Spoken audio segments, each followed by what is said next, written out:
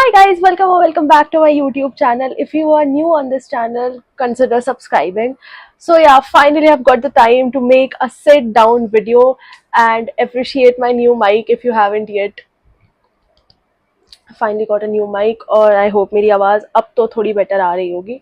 Anyways, I've been getting a lot of comments about you entering your BDS course, your books, your instruments and counseling and everything. तो यार मैंने सोचा कि अब finally it is the time to address them all. मेरे professional exams या university exams अभी शायद अगस्त के एंड या सितंबर के फर्स्ट वीक से स्टार्ट होंगे. More trauma, but anyways, so yeah, without wasting any time, let's just go ahead and start with the video. First of all, about the books, I get a lot of queries कि यार books कैसे खरीदनी है, कौन कौन से subjects होते हैं, books college provide करता है, a lot. So सबसे पहले let me talk about the subjects of dental surgery. So if you are entering BDS, आपको first year में anatomy, physiology, biochemistry and dental anatomy and dental histology पढ़नी पड़ती है. ये मैंने प्रीवियस वीडियोस में भी मेंशन किया है, मैंने शॉर्ट वीडियोस में भी मेंशन किया है, बट फिर भी रिपीटेडली मेरे को सेम क्वेश्चन आता है तो I am addressing it.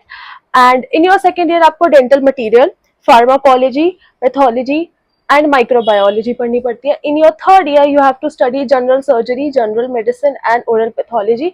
And in your final year आपको सारे ही डेंटल के सब्जेक्ट्स पढ़ने पड़ते हैं, which is orthodontics, prosthodontics, periodontology, pediatric dentistry, public health dentistry, and your oral surgery and your conservative dentistry and endodontics. Lastly, your हाँ बस यही तो होता है. अब ये सारे वो सब्जेक्ट्स हैं जिनका आपको एग्जाम देना पड़ता है, थ्योरी एग्जाम देना पड़ता है, प्रैक्टिकल एग्जाम देना पड़ता है. बट हमारे नॉन एग्जाम सब्जेक्ट्स भी होते हैं, जैसे फर्स्ट ईयर में आपका डेंटल मटीरियल एक नॉन एग्जाम सब्जेक्ट है. एंड ऐसे ही repeatedly second year, third year, final year, ये सब में फाइनल ईयर में तो आपका कोई नॉन एग्जाम सब्जेक्ट नहीं होता है, सारे ही एग्जाम सब्जेक्ट्स होते हैं. बस सेकेंड ईयर, थर्ड ईयर में भी ऐसे आपका, थर्ड ईयर में आपकी सारे डिपार्टमेंट्स में पोस्टिंग्स होती हैं. तो आप सारे एग्जाम्स नहीं दे रहे हैं. एग्जाम्स तो आप 3 general surgery, general medicine and oral pathology देते हैं, बट आपकी पोस्टिंग सारे डिपार्टमेंट्स में होती है. पढ़ना तो सब कुछ ही होता है. So yes, that was about the subjects. Now about the books. अब देखो यार, बुक्स कॉलेज प्रोवाइड करता है? बिल्कुल नहीं. कॉलेज आपको कुछ भी नहीं प्रोवाइड करेगा, सिर्फ आपको आपकी डिग्री देगा, एडमिशन कंफर्म करेगा एंड एजुकेशन देगा, और कुछ आपको कॉलेज प्रोवाइड नहीं करता है. जैसे कि आपके पास सब्जेक्ट्स हैं, आपको पता है ये सब्जेक्ट्स है, इसकी ये बुक्स होती हैं. Now it is your personal preference कि आपको हार्ड कॉपी से पढ़ना पसंद है या फिर आपको स्क्रीन से पढ़ना पसंद है. Like if you talk about me, मेरे को स्क्रीन से पढ़ना पसंद है. Like if I have my book on my iPad और स्प्लिट स्क्रीन से मेरे पास नोट्स भी हैं, तो मेरे को बहुत ज्यादा प्रेफरेबल है मेरे लिए. बट ऐसा नहीं होता कि सबके साथ यही होता है. बहुत लोगों को हार्ड कॉपी या फिर एक्चुअल टेक्स्ट बुक से पढ़ना पसंद है, तो आप अपने लिए बुक्स खरीद लीजिए. वरना तो बहुत सारी वेबसाइट्स हैं, डेंटल की बुक्स फ्री में आपको अवेलेबल होंगी. And the best thing about those websites are कि आपको एक, जैसे एक सब्जेक्ट है तो उसकी एक बुक नहीं अवेलेबल होगी, मल्टीपल ऑथर्स की स्टैंडर्ड बुक से लेकर थोड़ी मॉडिफाइड बुक्स और आपकी जो कि मास्टरिंग बुक्स होती हैं वो भी अवेलेबल है. तो आप वहां से अपनी बुक्स को लाइक रीड कर सकते हैं, पीडीएफ्स रीड कर सकते हैं. बहुत लोगों को ऐसा लगता है कि बुक्स खरीदने से अच्छा है हम सीनियर्स की बुक्स ले लें. अगर आपके सीनियर आपको बुक्स दे रहे हैं तो वेल एंड गुड, आप उनसे ले लीजिए, लाइब्रेरी से इशू करा लीजिए. तो बुक्स का इतना कुछ वो नहीं होता है. बुक्स आपको कॉलेज, कोई डिपार्टमेंट आपको ये नहीं बोलेगा कल यहाँ पर इस वक्त ये वाली बुक होनी ही चाहिए. रेयर ऑफ द रेयरेस्ट होता है कुछ ऐसे केसेस, बट कोई आपको फोर्स नहीं करता है कोई बुक खरीदने के लिए. आपकी पर्सनल प्रेफरेंस है कि आपको पढ़ना कैसे, आपको पढ़ना किस बुक से, आपको पढ़ना कहाँ से है. जैसे इफ आई टेल यू, मैंने अपनी फर्स्ट वीडियो, ये वाली वीडियो में बोला था, मैंने बायोकेमिस्ट्री की कोई बुक ही नहीं ली थी और मैं यूट्यूब से पढ़ती थी biochemistry. And I am not even lying, I got really good marks in biochemistry. और मेरी बायोकेमिस्ट्री इतनी बुरी नहीं थी, वैसे मेरे को केमिस्ट्री के सब्जेक्ट्स काफी पसंद है. तो कई बार होता है कि आपको बुक्स की नीड भी नहीं होती है, बिकॉज ऑनलाइन सब कुछ, सारा मटेरियल ऑनलाइन अवेलेबल होता है. But books are very important, तो होनी तो चाहिए आपके पास. चाहे आप अपने आईपैड में बुक्स रख लो, चाहे आपके पास रियल टेक्स्ट बुक्स हो. Now about the cost of the books. देखो, ये कोई ना एनसीईआरटी की बुक्स नहीं होती, प्रोफेशनल कॉलेज की बुक्स की आपको बहुत ही डिमेयर और रीजनेबल अमाउंट में मिल जाए. देखो 500 से ऊपर ही रहती हैं books, it can go up to 3000 rupees. तो बुक्स महंगी तो होती हैं, there is no doubt about it, और ऐसा कुछ नहीं होता कि आपको कॉलेज आपकी बुक्स प्रोवाइड कर रहा है, आपको खुद से ही खरीदनी पड़ती है। बट हाँ, सब सारी ही बुक्स के पीडीएफ ऑनलाइन फ्री में अवेलेबल होते हैं, तो आप वहां से भी रेफर कर सकते हैं। जैसे कि यार अगर आपके पास डेंटल मटेरियल की फिलिप्स नहीं है, you are reading some seniors' notes, या फिर आपके पास मास्टरिंग है बट आपको फिलिप्स से भी कुछ पढ़ना है, तो ऑनलाइन फिलिप्स अवेलेबल है, आप वहां से पढ़ लो। तो वो चीज होती है। तो हाँ, बुक्स खुद से खरीदनी पड़ती हैं, और आपके सब्जेक्ट्स, आपकी बुक्स कौन सी होती है वो इस शॉर्ट में सब कुछ है, फर्स्ट ईयर के सारे सब्जेक्ट्स और उसकी बुक्स, तो आप ये रेफर कर सकते हैं। Then about the instruments, yes, instruments के बारे में बहुत क्वेश्चंस आते हैं। इंस्ट्रूमेंट्स खरीदने पड़ते हैं, कॉलेज प्रोवाइड करता है, मैंने जैसे बोला कॉलेज नहीं प्रोवाइड करेगा, आपको खरीदने पड़ेंगे। बुक्स का तो यू कैन डिसाइड कि आपको लेनी है या नहीं, आपको कैसे पढ़ना है, but instruments are very very important in dentistry. अगर आपके पास इंस्ट्रूमेंट नहीं है, सॉरी, आप किसी लैब में एंटर भी मत करना, क्योंकि बिना इंस्ट्रूमेंट के आप क्या काम करोगे। फर्स्ट ईयर में the most important instrument that you should have is your Lecron's carver and your carving wax, क्योंकि आपको कार्विंग करनी पड़ती है, ठीक है, आपको टूथ एनाटमी कार्व करनी पड़ती है, आपको सारे ही टूथ कार्व करने पड़ते हैं इन योर डेंटल एनाटमी। फिर आपके पास होनी चाहिए एक mackintosh sheet, which is very very important, क्योंकि आप कोई भी डेंटल का कुछ भी काम कर रहे हैं, any practical you are performing, you have to keep a mackintosh sheet with you, जिससे कि सब कुछ गंदा ना हो, बिकॉज मेसी प्रोसीजर्स होते हैं। उसके बाद you should have a kidney tray, kidney tray is very important यार, and you should have a rubber bowl, your spatula straight and curved, and you should have your chisel also, because अगर बहुत सारे colleges हैं जिसमें pre clinical conservative first year में होता है, बहुत सारे कॉलेजेस हैं जिनमें नहीं होता है, मेरे में तो होता था, तो हमें चिजल चाहिए होती थी, बिकॉज हम ऐसे ये वाले टूथ मॉडल्स पर कैविटी प्रिपरेशन करते हैं, तो चिजल होनी आपके पास बहुत इंपॉर्टेंट है। ये बेसिक इंस्ट्रूमेंट्स हैं जो आपके पास फर्स्ट ईयर में होने ही चाहिए। Second year, third year, final year, ये सब में तो आपको इतना एक्सपीरियंस आ जाएगा, लैब्स में आपको सब कुछ इंस्ट्रक्ट कर दिया जाएगा कि ये खरीद के लाओ, ये खरीद के लाओ। अगर मैं आप सेकेंड ईयर के इंस्ट्रूमेंट्स इन्यूमरेट करने लग जाऊँ तो पूरी वीडियो है उसके बारे में हो जाएगी, बिकॉज हमारे प्री क्लिनिकल कंजर्वेटिव के 20 से ज्यादा इंस्ट्रूमेंट्स हैं हमारे पास, पूरी एपीआई किट है, एरोटर्स है, उसके बर्ड्स है हमारे पास, डिफरेंट रेस्टोरेटिव मटेरियल्स है, कॉम्पोजिट्स है, उसके फिर बेस है एंड वार्निश एंड एवरीथिंग, तो बहुत बहुत सारी चीजें हैं। फिर प्री क्लिनिकल प्रोस्थोडोंटिक्स के अलग इंस्ट्रूमेंट्स, वो सब आप जैसे जैसे अपने फर्स्ट ईयर से सेकंड ईयर में जाएंगे, सेकंड ईयर से थर्ड ईयर में जाएंगे, वो सब आपको पता चल जाएगा।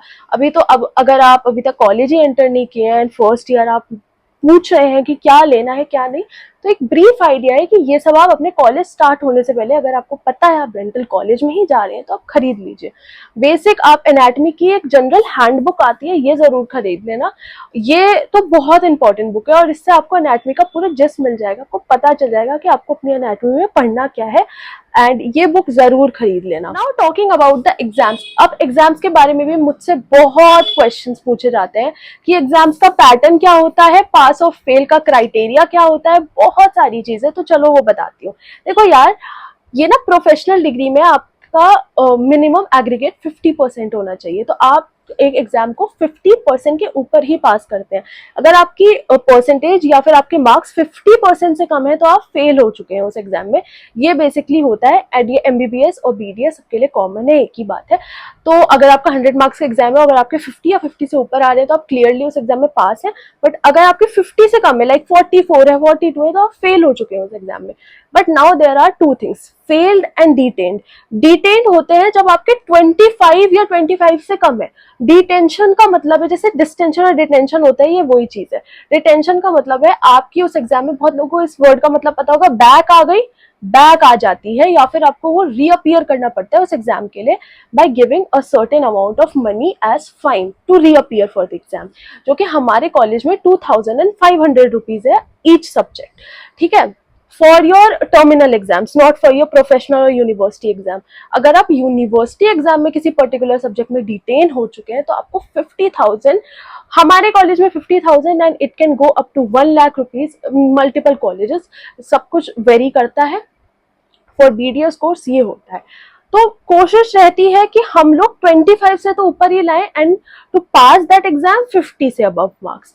एंड ये इतना डिफिकल्ट नहीं होता है, 25 से ऊपर मार्क्स लाना इतना भी डिफिकल्ट नहीं है। I am not saying it's a cup of T और ये तो बहुत आसान है, नहीं, कई बार बहुत हालत खराब हो जाती है। सो हाँ, मैंने अपने रिसेंट फार्माकोलॉजी के एग्जाम में तुम लोग को शॉर्ट में बताया था कि मैं बड़ी मुश्किल से एग्जाम देने गई और मेरा प्रैक्टिकल भी बिल्कुल अच्छा नहीं हुआ।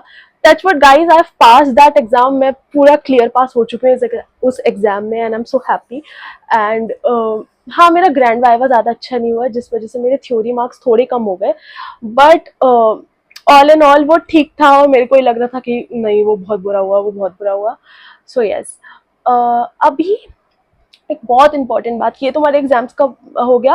पैटर्न ये होता है, यूनिवर्सिटी एग्जाम में एमसीक्यूज आते हैं एंड टर्मिनल एग्जाम्स हमारा कॉलेज पर डिपेंड करता है वो कैसे कंडक्ट कराना चाहते हैं, एमसीक्यूज देना चाहते हैं, थ्योरेटिकल होगा, प्रैक्टिकल होंगे या नहीं, तो उसमें मेरे को नहीं पता है। बहुत लोग ये मुझसे ना रिपीटेडली पूछे जा रहे हैं, is BDS worth it, is BDS worth it, are you worthy doing BDS, ये अपने आप से पूछ लो। बिकॉज अब तो ये समय आ गया है, टाइम मत वेस्ट करो, अगर ड्रॉप लेना है तो अब लेकर बैठ जाओ, एडमिशन लेना है तो यही मत सोचते हो बीडीएस वर्थ इट है, बीए एमएस कर ले, बीएचएमएस कर ले, एमबीबीएस कर ले, इतना कंफ्यूजन क्रिएट मत करो इस वक्त, बिकॉज माइंड बहुत क्लटर्ड हो जाएगा। एंड जब तुम्हारा माइंड क्लटर्ड हो जाता है ना, it is the worst thing. देखो, रिसेंटली मेरे को एक कमेंट भी आया, एट टाइम्स हम लोग अपने दिमाग में इतना प्रेशर बिल्ड कर लेते हैं ना कि हमें कुछ समझ ही नहीं आता है, छोटी से छोटी प्रॉब्लम्स हमें इतनी बड़े लगने लग जाती हैं, and to be very honest वो इतनी बड़ी होती नहीं है, but because we have no one to talk to और nobody to guide us, हम लोग इतना क्लटर्ड हो जाते हैं कि हम डे टू डे एक्टिविटी भी ढंग से नहीं कर पा रहे हैं। एंड आई नो यार, तुम लोग भी इस वक्त बहुत ज़्यादा स्ट्रेस्ड हो, क्योंकि बहुत लोगों के ना नीट स्कोर्स उतने एक्सपेक्टेड नहीं आए जितना उन्होंने ट्राई किया लाने का, या फिर जितना उन्होंने प्रिपरेशन किया। बहुत लोगों को उनका डिज़ायर्ड कॉलेज नहीं मिल पा रहा है, कुछ लोगों को काउंसलिंग का प्रोसीजर नहीं समझ आ पा रहा है, कुछ लोग ऐसे ना मतलब अपने आप को कॉन्स्टेंटली कंपेयर करे जा रहे हैं फ्रॉम देयर पीयर्स, और बहुत सारी डिफ़िकल्टी सबकी लाइफ में है। करियर की टेंशन है, कुछ लोगों को अपने पर्सनल रिलेशंस की टेंशन रहती है, कुछ लोगों को मार्क्स अच्छे नहीं आ रहे हैं, कुछ लोगों को सब कुछ अच्छा चल रहा है बट हेल्थ अच्छी नहीं है। इतना ज़्यादा टेंशन है, इतना ज़्यादा केओस है, एंड यार हमारे पास एक ही दिमाग है एंड वो इतना ज़्यादा केओस ना झेल नहीं पाता है एट टाइम्स। तब क्या काम आता है। अब आप ये सोचोगे कि हाथी क्या बात कर रही है, it is one of the most important topics which I am touching right now, it is therapy. यार ये चीज़ बहुत ज़्यादा मिसअंडरस्टूड है कि थेरेपी सिर्फ वो लेते हैं जिनके दिमाग में कोई दिक्कत होती है या जिन्हें कोई डिसऑर्डर होता है, एंड हम क्यों लें, हम तो ठीक है, हम कोई पागल थोड़ी हैं। ये ऐसे मिथ्स हैं जो सोसाइटी ने अननेसेसरीली क्रिएट कर रखे हैं। अभी पहले तो मैं ये मिथ क्लियर करती हूँ कि कोई डिसऑर्डर है तो क्या थेरेपी लेते हैं? नहीं, अगर आपको कोई डिसऑर्डर है लाइक ओसीडी या पीटीएसडी तो आपको साइकोथेरेपी की ज़रूरत है, जो कि एक क्रॉनिक डिसऑर्डर को ट्रीट करने के लिए होती है। वो एक लंबा कोर्स ऑफ थेरेपी होता है, एंड जब आप थेरेपी लेते हैं it is for your day to day life. Like अगर आपको बहुत ज़्यादा क्योस हो गया है माइंड में, आप बिल्कुल कुछ सोच नहीं पा रहे हैं, डिप्रेशन नहीं है बट डिप्रेशन जैसे सिम्टम्स हैं, आप अपने आप को पुट फॉरवर्ड ही नहीं कर पा रहे हैं सोसाइटी में, अपने आप को अपने माइंड में बुली करे जा रहे हैं, आपको थेरेपी की ज़रूरत है। और ये कोई बुरी चीज़ नहीं है, everybody in this world needs therapy, not everybody in this world, but yeah, most of the people subconsciously they don't know that they need therapy, but their mind knows. They want somebody to talk to, they want somebody to just listen to them and want somebody to guide them कि यार अब आगे क्या करना है, अब तक जो हो गया वो हो गया। कितने सारे लोग हैं जो यही सोचते रहते हैं पूरे दिन। मेरे कमेंट सेक्शन में बहुत सारे लोग ये बोलते हैं कि यार हम नीट में अच्छा परफॉर्म नहीं कर पाए, अब हम एक प्रोफेशनल डिग्री में आ रहे हैं, क्या हम अच्छा परफॉर्म करेंगे? सेल्फ डाउट है यार, तुम सबके सेल्फ डाउट मैं तो क्लियर नहीं कर सकती, but we have people who can literally clear all your doubts, who can literally clear your mind and give you a fresh start. I am presenting you Soul, Sync and Psych. So here comes the role of Soul, Sync and Psych. They provide therapy at one of the most reasonable cost out there. ये देखो, therapy तुम लोग सोचोगे कि therapy के लिए तो जाना पड़ता है या फिर डॉक्टर से ऐसे कंसल्टेशन, अपने पेरेंट्स से बात करनी पड़ेगी और फिर और जज होंगे एंड ऑल दैट स्टफ। नहीं यार, बहुत सिंपल है। इस वेबसाइट पर विजिट करो, अपना अपॉइंटमेंट बुक करो, जिस थेरेपिस्ट से बात करनी है उस थेरेपिस्ट से बात करो। एंड यार तुम रेंज तो देखो, different type of therapies at such affordable range. हम लोग इतने पैसे में तो मैगडी खाकर आ जाते हैं, and which is obviously not good for our health. But this is something which is really really good for our health, not just physical but also mental. तो यार इतना सा अमाउंट तो तुम्हारे लिए ही है, ये उनके लिए भी नहीं है, it is for your good. And देखो, एट टाइम्स हमें शायद थेरेपी की भी ज़रूरत नहीं होती, we just want a friend to just listen to us. But आजकल ना हम लोग इतने ज़्यादा रिलक्टेंट है कि हम अपने बेस्ट फ्रेंड से भी कुछ बातें नहीं कर पाते, बिकॉज शायद वी फेयर कि वो हमें जज करेगा या वो हमें जज करेगी। या एट टाइम्स होता है कि उनकी लाइफ में खुद इतनी दिक्कतें हैं कि हम ही उनसे नहीं चाहते कि हम उन्हें और क्यों परेशान करें। Same goes with our parents, हम अपने पेरेंट्स से भी कुछ बातें नहीं कर पाते, तो we just need someone to listen, and that is called venting out. Venting out session on this Soul Sync and Psych is free of cost. कितनी बार भी वेंट आउट करो, जो थॉट आ रहा है भाई मेरे कमेंट सेक्शन में मुझे बुरा बोलने से तो अच्छा है इन लोगों से बात कर लो, शायद तुम्हारी कोई बात भी सुनेगा और तुम्हें रेसिप्रोकेट भी करेगा। कितने सारे लोग तो मेरे डीएम में आके बस यही बोलते रहते हैं कि भाई तुम रिप्लाई नहीं देती, और अगर मैं रिप्लाई नहीं देती हूँ मेरे को बुरी बुरी बातें लिखते हैं कॉमेंट सेक्शन में। इट्स जस्ट हियर, ठीक है भाई, मेरे पास भी तो अपने कितने काम है, पर they are the people out there who are literally ready to listen to you, ready to listen to all your venting out. So yeah, I think you should give it a try. And believe me or not, mental health issues are real thing, and I have myself tried therapy and it is the best thing in the world. At times तो ऐसा हुआ है, मैं just अपने therapist के सामने बैठ के ना एक एक दो दो घंटा सिर्फ रोई हूँ, I have bashed my heart out. But उसके बाद मेरे को इतना कॉन्फिडेंस आता है because I had somebody who listened to me, जिन्होंने मुझे बताया कि मैं अब क्या करूँ। छोटी से छोटी प्रॉब्लम से लेकर बड़ी से बड़ी डिफिकल्टी बहुत अच्छे से टैकल कर पाई मैं, क्योंकि मेरे को बहुत बहुत अच्छी गाइडेंस मिली, और आपको सोल सिंक साइट पर बहुत अच्छी गाइडेंस मिल सकती है, करियर काउंसलिंग। एंड ऐसा नहीं है कि मेरे को सिर्फ मेरे ही एज ग्रुप के लोग देखते हैं। रिसेंटली मेरे को किसी ने इंस्टाग्राम पर कमेंट करके बताया कि he is a father of a daughter who is a NEET aspirant, and I felt so grateful कि आप लोग मेरे को देख रहे हैं, मेरे को कुछ तो वर्दी समझते हैं। सो आई रियली होप किसी की लाइफ में कोई दिक्कत नहीं होगी, सबकी मैरिड लाइफ हैप्पी होगी। बट अगर आपको थोड़ी भी कोई प्रॉब्लम है तो यहाँ पर मैरिज काउंसलर्स भी अवेलेबल हैं, आप उनसे भी कांटेक्ट कर सकते हैं। तो येस, आई तो highly recommend you to try Soul Sync and Psych, because mental health is the most important. अगर आपकी मेंटल हेल्थ अच्छी है तो आप बहुत सारी चीज़ें बहुत स्मूथली कर पाएंगे, और ये ना रिपीटेडली आपके दिमाग में ऐसे थॉट्स नहीं आएंगे कि मैं क्या फेल हो जाऊंगी, क्या फिर मेरे को साइन नहीं मिल रहा तो मैं क्या करूँ क्या नहीं, क्योंकि आपका माइंड बहुत ज़्यादा ऑक्यूपाइड हो चुका है वही सारे नेगेटिव थॉट्स से, तो आप निकल के कुछ पॉजिटिव देख ही नहीं पा रहे हैं। एंड एट टाइम्स जब हम खुद से नहीं चल पाते हैं या फिर जब हमसे खुद से कुछ नहीं हो पाता है, तो we really need a push, and push करने के लिए तो बहुत सारे लोग हैं यहाँ पर। सो यस, यही मेरे को छोटी सी आपसे बात करनी थी, which is very very important because mental health is our priority. जल्दी से बात करते हैं कि यार तुम्हारे को प्रोस्तो में साइन नहीं मिल रहा है, और क्या यूनिवर्सिटी एग्जाम्स कैसे रहेंगे, और अभी तक कुछ नहीं पढ़ा है, कौन से सब्जेक्ट कैसे पढ़ने हैं। देखो, साइन ना मिलना कोई बहुत बड़ी बात नहीं है। डेंटल कॉलेज में या फिर आपके किसी भी प्रोफेशनल कॉलेज में वो आपको चाहते हैं आप सबसे पहले उसमें एक्सेल हो जाओ, आप बिल्कुल परफेक्ट हो जाओ, तब वो आपको साइन देते हैं। मैंने तो कितनी बार बताया कि मेरा फर्स्ट क्लास टीथ अरेंजमेंट जो कि ये है, जो कि अब एक्रेलाइज हो चुका है, साइन भी हो चुका है, we are almost at the end, वो लिटरली मेरे को 31 टाइम्स अपने दांत चेंज करने पड़े थे तब जाके साइन हुआ। बट उसके बाद जितनी बार भी मैंने टीथ अरेंजमेंट किया, it got approved in first और सेकंड गो।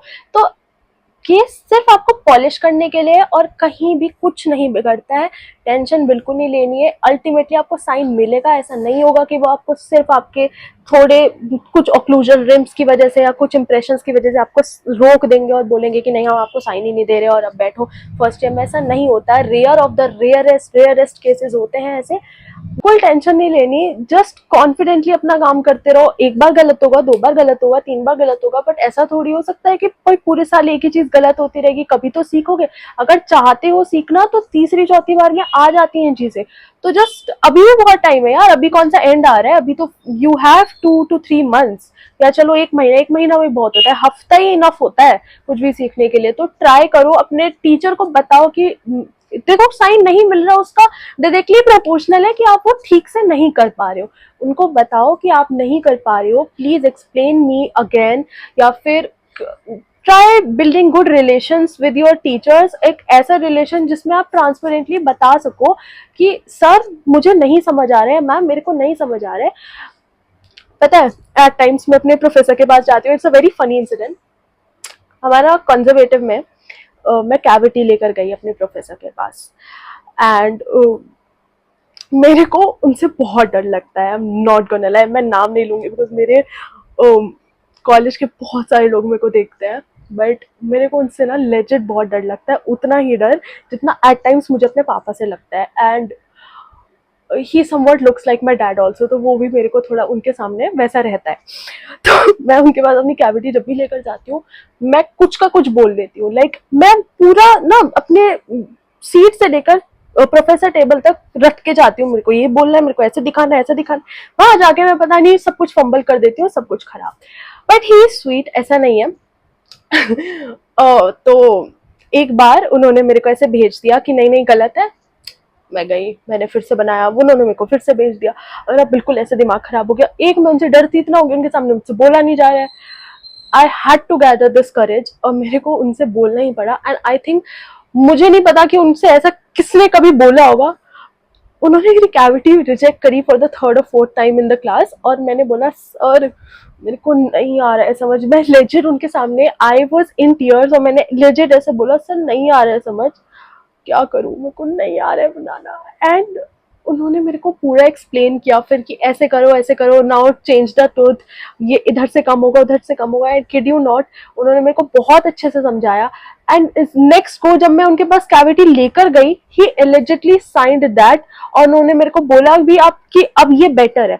नहीं, मेरी कैविटी तब बेस्ट नहीं हो गई थी, ऐसा नहीं है कि मेरी बिल्कुल, मैंने तो एक वाव वाव लेवल कैविटी बना दी थी, बट उन्हें पता था कि उसे नहीं समझ आ रहा है। उन्होंने मेरे को इतने आराम से सब कुछ समझाया, बताया।